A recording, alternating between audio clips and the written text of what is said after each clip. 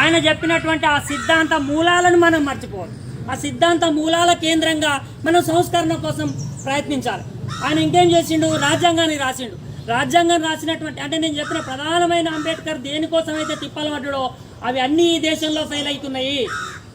అంటే అంబేద్కర్ జయంతి నాడు మనం మాట్లాడుకోవాల్సింది ఏంటంటే అంబేద్కర్ ఆశయాల పునర్నిర్మాణం కోసం, సాధన కోసము ఇవాళ ఆ ఆశయాలు అని చెప్పుకుంటున్నటువంటి మనం పరిష్కారాల కోసం ఏం ఆలోచిస్తాం? జయశంకర్ సార్ ఒక మాట అనేది, ఎవరు విద్యావంతులు అంటే సమస్యలు ఉన్నాయని చెప్పేవాళ్ళు విద్యావంతులు కాదు, పరిష్కార మార్గాలు చెప్పేవాళ్ళు విద్యావంతులు అని చెప్పేటోడు.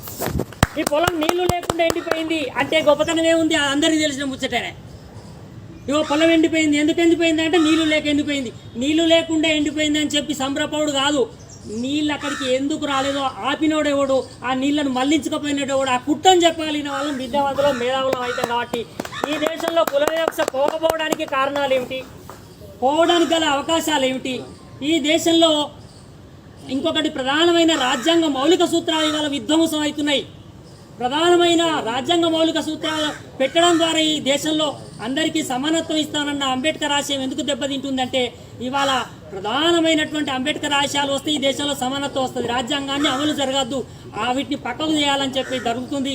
అందులో భాగంగానే ఇవాళ ప్రైవేటేషన్ వస్తుంది. ప్రైవేటేషన్లో రిజర్వేషన్ లేదు, ఉన్నది ప్రభుత్వ రంగంలో. ఉన్న ప్రభుత్వ రంగాన్ని అంతా ప్రైవేటైజేషన్ చేస్తే ఇక రిజర్వేషన్లు రద్దు చేస్తామని చెప్పాల్సినటువంటి అక్కడే పాలకులకు ఉండదు. అంత పెద్ద ఆలోచనతో వాళ్ళు ఆల్రెడీ కార్యాచరణ చేయబట్టి 4 ఏళ్ళు అవుతుంది. అందుకు వ్యతిరేకంగా అంబేద్కరిస్టులం అనుకునే మనం ఒక కార్యాచరణ తీసుకోలేకపోయినాం. అది ఇలా బాధాకరమైన విషయం. ఇకనైనా అటువైపు అడుగులు వేయాలి. ఇంకా మనం విగ్రహాల కోసం, ఇంకా భౌతికమైనటువంటి స్వరూపాల కోసం కాదు, భావజాలం. నేను వెంకన్న లాంటి ఆలోచన పరులకి, అంబేద్కరిస్టులకి నా సూచన ఏంటిదంటే ఇలా ఒక విగ్రహం, ఒక గుడి కాదు, ఒక 100 లైబ్రరీ అట్టడుగు వర్గాల కాలనీలలో మనం పెట్టాలి. పేద పడుగు బలహీన వర్గాల పిల్లల్ని చాలా విజ్ఞానవంతులుగా తయారు చేయడం కోసం మనం ఏం చేద్దాము, ఆ కార్యాచరణ తీసుకోవాలి. అందుకు నన్ను కూడా మీరు భాగస్వామ్యం చేస్తే చాలా సంతోషం ఉంటాను. మీ అడుగులు అడిగేసి నడుస్తానని చెప్పి ఈ అంబేద్కర్ జయంతి సందర్భంగా వాగ్దానం చేస్తూ ఈ అవకాశం ఇచ్చినందుకు మీ అందరికీ కృతజ్ఞతలు. Thank you.